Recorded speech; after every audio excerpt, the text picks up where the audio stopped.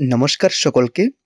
বন্ধুরা, ত্রিপুরা হাইকোর্টের registry অ্যাডভার্টাইজমেন্টের group D পিওনের পরীক্ষাটা যে আগামী 12 তারিখ হতে চলেছিল জানুয়ারির, সেটা কিন্তু পোস্টপোন করা হয়েছে এবং যে রিজনটা এখানে রয়েছে সেটা হলো সাম আনএভয়েডেবল সার্কামস্ট্যান্স। এখানে অ্যাকচুয়াল রিজনটা মেনশন করা নেই। তো আপনাদের মধ্যে অনেকে হয়তো এর জন্য ভালোভাবে প্রিপারেশন করে রেখেছেন।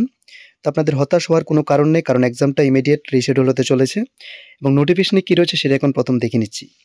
এখানে রয়েছে next date of written test will be notified in due course. Candidates are advise to check the official website of high court of Tripura for further updates. তো পরবর্তী রিশিডিউল নোটিশটা কিন্তু আপনারা হাইকোর্টের অফিসিয়াল পোর্টালে পেয়ে যাবেন। তো এখন যে রিশিডিউল ডেটটা রয়েছে সেটা কিন্তু সম্ভবত জানুয়ারির শেষের দিক অথবা ফেব্রুয়ারির প্রথমে কিন্তু হতে পারে।